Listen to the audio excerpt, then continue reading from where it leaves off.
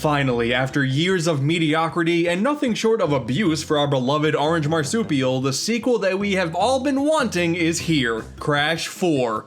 Wrath of Cortex. Original joke, please do not steal.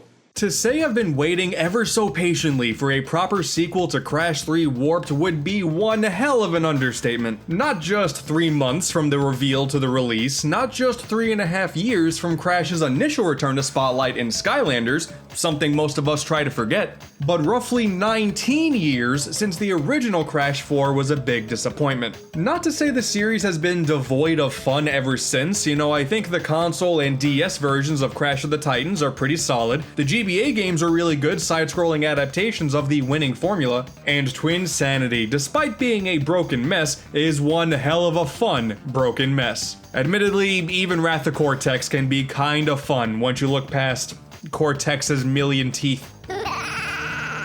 The Insane Trilogy was a massive success and is, in my opinion, the best way to experience those original games. And CTR Nitro Fueled may be one of the greatest kart racers of all time. With content and fan service for miles, it's awesome. Crash Bandicoot's comeback thus far has been, in my opinion, fantastic.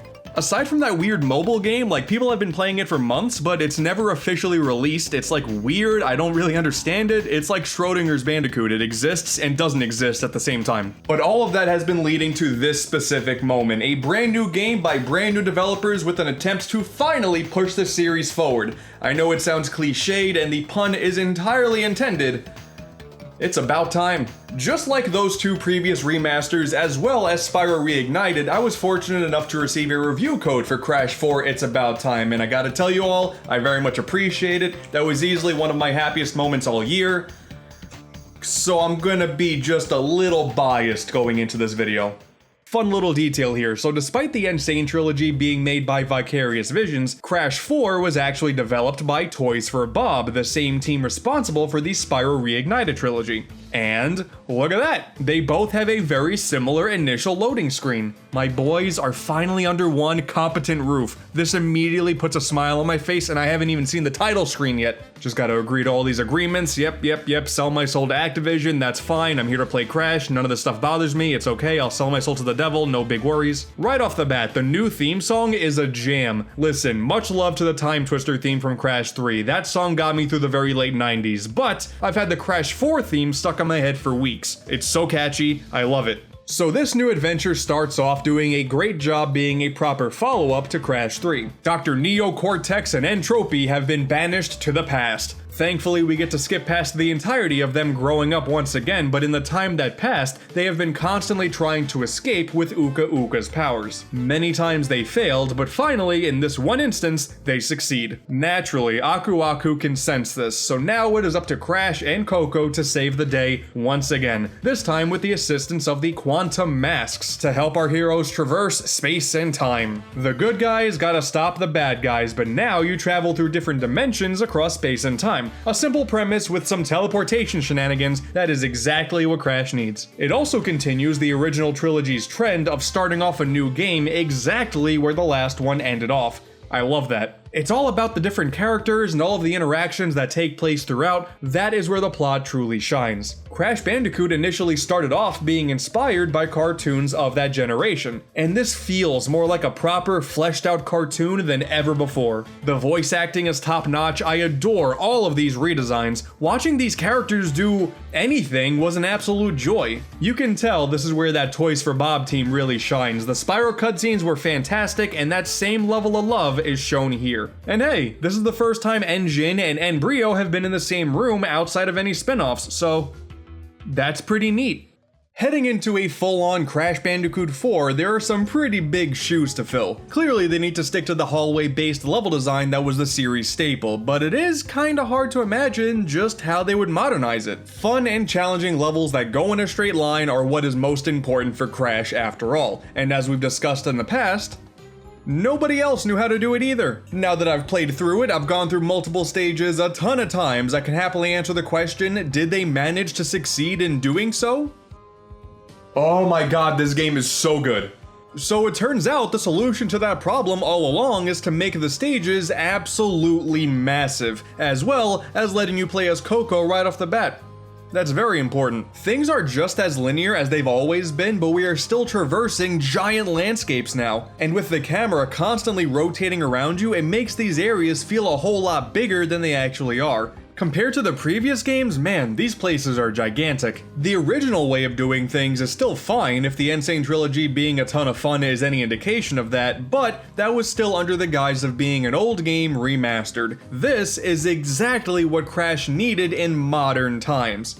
Before they go ahead and try more open world stuff again. I'd be down for that, by the way. And it also helps that these locations feel so organic. The designers clearly went the extra mile to contextualize every single thing you jump across. It makes these worlds feel alive, and for me, that is what makes a truly fantastic level in a platformer. A pirate-filled cave that leads to treasure, jumping across prehistoric wildlife before being chased by a big angry boy, a New Orleans-inspired Mardi Gras party, easily my favorite level in the game. Holy cow, was so good. The variety is off the charts here, if you couldn't tell. No two stages really feel alike. It's not perfect, but in regards to a casual run of the game on your first time through, it's a constant joy seeing just what's gonna happen next on your path. Remember that I said on your first casual run. That's very important, and it'll be on the test. You know, speaking of jumping across dinosaurs, these dinos right here make me want a remaster of Bugs Bunny Lost in Time. Am I greedy? I'm probably greedy. And then there's the world structure, which is totally linear as well. The warp room and time twister design is totally iconic for sure, but by sticking to an approach more akin to Crash Bandicoot 1, it allows the difficulty to ramp up a whole lot smoother, as well as have the gimmicks be better interwoven throughout the stage's narrative, rather than, oh, every time you go to China, it's the tiger level, have fun. Crash Bandicoot goes to war. Remember that one? The Bandicoots basically have their entire moveset right from the get-go, and the platforming is constantly putting those moves to the test, which is where the quantum masks start to shine. There are 4 of them that'll pop up in levels whenever the layout sees fit, giving you abilities like phasing platforms in and out of existence, flipping gravity at the push of a button, slowing down time, and pulling off a gravity-defying super spin that can deflect specific projectiles. Initially, I thought these moves would have felt super forced, but just like any other level gimmicks that happen throughout the game, these are implemented brilliantly in the level design and continue to stick with Crash's tried and true difficult reflex platforming. Oh man, and that's not even counting the wall running and the grinding. There is so much going on your path from point A to point B, and it all ultimately still feels like a genuine evolution of Crash's original abilities. Top marks all around. If there's any downside, it's that sometimes I kind of forget Aku Aku is a thing. I'll break a box, I'll hear his "What have I got?" and think, oh right, you exist, because I'm taking damage so many times, the chances of me actually hitting the invincibility mask was next to impossible.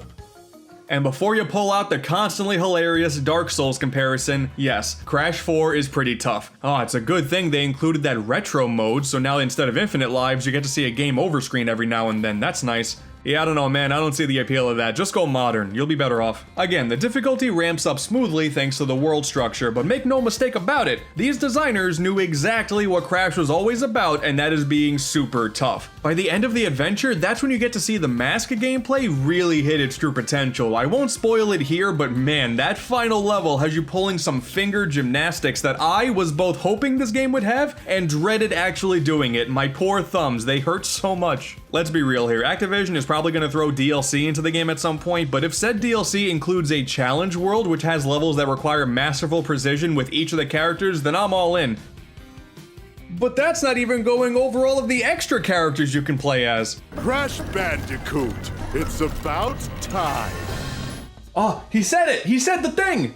Joining Crash and Coco Bandicoot, we have Dr. Neo-Cortex, Alternate Universe Tawna, really digging that redesign by the way, and the thick boy himself, Dingodile. All 3 of these characters have playstyles that do fall in line with the traditional gameplay, but all have their own unique quirks. Cortex has a transformation blaster, which can make platforms out of enemies. Tawna has a grappling hook, which leads to some really cool set pieces, as well as boxes hidden way off in the back that you're able to shoot from a distance. And Dingodile has a vacuum gun, which you can use for both platforming and collecting. And also, he's thick. Did I mention that part? He is very, very thick, and that does play a vital part in the story. The bulk of their gameplay time time is actually optional. There is a mandatory level that you go through when you get to that part of the story, but after that, there are multiple levels that'll pop up along the way, and whether or not you do them is entirely your choice. The interesting thing though is these stages give you a good understanding of how they play into the story, usually assisting Crash and Coco in different ways without them ever knowing it. This massive truck just happens to stall before it chases you? Well, that was actually Tawna messing with the machinery. It's a really cool idea, and it emphasizes that whole making levels feel alive thing. I love it.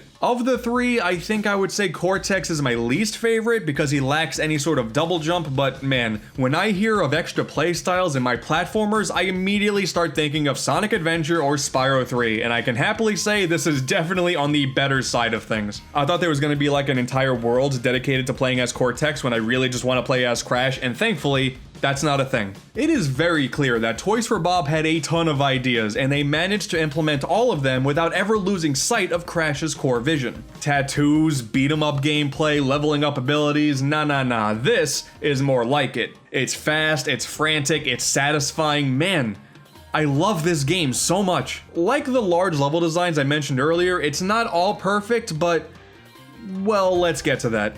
So Crash 4 kinda has three major categories to consider here. On a casual run, this is all fantastic. The levels are so brightly colored and varied and challenging. The characters all play really well. The soundtrack is honestly some of the best the franchise has seen yet. And while playing, I honestly couldn't help but think of Donkey Kong Country Tropical Freeze, which excelled in all of those things as well. Aside from that though, there's all of the side content you can dive into as well as your quest to 100% completion. Those last two are where things get a little bit iffy. Now, I can't help but imagine Donkey Kong 64 when I wrote this part of the script, so oh boy, here we go. Rather than collecting one crystal and one or two gems in the stages, each level has a whopping 6 gems, rewarded for collecting 80% of the Wumpa Fruit, breaking all the boxes, completing a level in 3 lives or less, and finding a hidden gem, of which, oh man, are they ever hidden. The gem in Run It By You is ridiculous, oh my goodness, I can't believe they hit it where they hit it. Collecting gems doesn't just give you a special ending, but actually it counts towards giving you costumes, all of which are amazing. Look at this Balloon Crash, this is Cursed, and Big Horn Energy Coco, this is Blessed. But oh man, I'm a few gems short. Well, every single stage has an inverted variant, not only mirroring the screen, but also throwing in visual effects and sometimes changing the speed, having an additional group of gems to collect as well as a relocated hidden gem. The colored gems return as well, more hidden than the actual hidden gems are, and I wouldn't even blame you for going online to read up how to do them because oh my goodness, some of these once again I would have not known otherwise.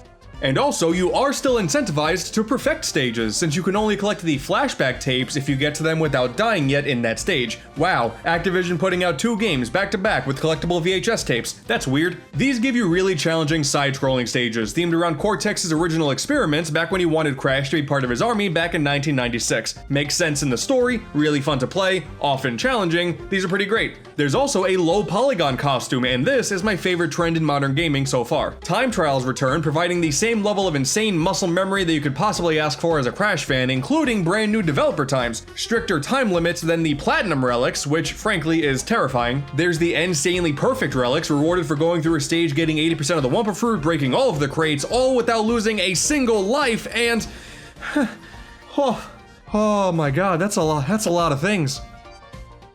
I don't think I can do it. Man, I honestly don't know how to really feel about all this. Having all of these options on hand is great. You know, I'm hardly gonna look at these extra platforming objectives as a downside, especially since the only thing you need to do to get to the game's credits is simply beat the stages, but to be honest, it is kind of overwhelming. Those are just extra items, but remember those extra characters? Well, outside of their mandatory segments in the story, they each have 3 optional stages as part of their timelines. The thing is, they're not full stages. The first half of the stage is playing as them before helping out Crash and Coco, but the other half is the Crash and Coco section that you've already played in the previous level. The crate placement is different, so that's nice, but it's still a shame they're not full stages. When you play through a level in Crash Bandicoot, you're already probably combing that stage from top to bottom, so to do that twice just for the extra boxes, it's fun, but it does feel forced. Once we also consider the inverted stages for both the pure Crash level as well as the extra timeline levels, that's playing through the same locations at least 4 times minimum. You remember how many of us Crash fans out there thought that getting all the boxes in Cold Hard Crash was this big, massive challenge? Like, oh man, trying to do that death route, this is the hardest challenge in the franchise. Oh, to be young and naive. Listen, I'm fine with encouraging exploration for completion in my platformers as much as the next guy, but some of the crates and hidden gem locations in these worlds, it's a bit ridiculous. Once again, the hidden gem in Run It By You, absolutely insane. And I've never missed just a couple of boxes so many times in any other Crash game before. It gets to a point where it's not my fault, it's the game's fault. Or it's entirely my fault and I'm just an angry person. I keep bringing up Run It By You. You want a spoiler? You're gonna want a spoiler because you're not gonna find it otherwise. You ready for it? Here you go. You do this, and then you do this. What? Also, in my opinion, the time trials, not really feeling it this time around. I get it, the time relics are a franchise staple. However, I just don't really feel like these stages lend themselves to racing through them as much as the classic games. Even when Crash 1 had the time trial mode slapped into it in the Insane trilogy, it felt a lot more natural than this. They were all glorified straight lines, it fit in perfectly. It could be that I'm just bad at it, which is totally fair, but the level of precision here to get the perfect times that you need is way more precise and strenuous than the previous games. If you fully complete this game and get all of the developer time relics, then you have my utmost respect. I don't think I'll ever do that. But again, let me reiterate, a casual playthrough of this game is incredible. Dare I say, one of the best platformers I've played in the last decade. And experimenting with some of these side challenges can be really entertaining as well, but going for 100%, or I guess in this game's instance, 106%, it feels like a bit much. That original trilogy certainly had its fair share of garbage, but I guess enough time has passed that 100%ing them doesn't feel impossible, and maybe in time with this one as well, it won't feel like such a daunting task, but right now, just be wary, Crash 4 can be pretty intense. And truthfully, if this stops you from enjoying the game, I can't even necessarily blame you. For me, missing some of the crates in a bunch of levels was exciting and gave me a desire to explore more than ever before, but for others, it might be more of a deterrent to even care about getting these gems in the first place. And I do believe that both of those opinions are valid. I mean, listen, getting all the moons in Mario Odyssey isn't necessarily a blast either. Otherwise though, game's pretty good. But that begs the question, does this even matter? I only started feeling this way after I saw the credits, so the journey and the destination were both fantastic. It's when I decided to go on these extra adventures that I started to drive myself crazy.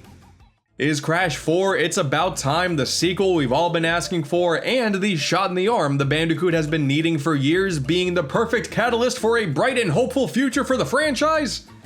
Oh hell yeah, dude. Everything about this game for me was incredible from start to finish. This may be the best Crash Bandicoot game, honestly. It's too early to definitively say, but it's really that good. It's just that 100%ing it is a bit of a nightmare. I think Toys for Bob got a little too trigger happy with the completion requirements. My goal going into this game was hoping to get a sweet platinum trophy before this video went out, but would have driven myself insane by doing so.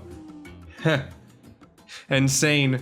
Another point though, it's really nice seeing such a big budget 3D platformer show up again. If we take a look at the platformers of the years leading up to this, we got Mario, of course, but the most we've gotten lately is from the indies. Fantastic games, don't get me wrong, but aside from these sporadic remasters, it's really rare to see a company put so much time, effort, and money into a 3D platformer that's original. And do not think that goes unappreciated, because as a platformer fan, this is heavenly. The Tropical Freeze comparison really drives the point home, I think. After getting some fantastic returns to form that reminded us that these characters can be part of some great adventures, those successes paved the way for developers to simply let loose, and by doing so, they created some of, if not the, best experiences those characters have been a part of.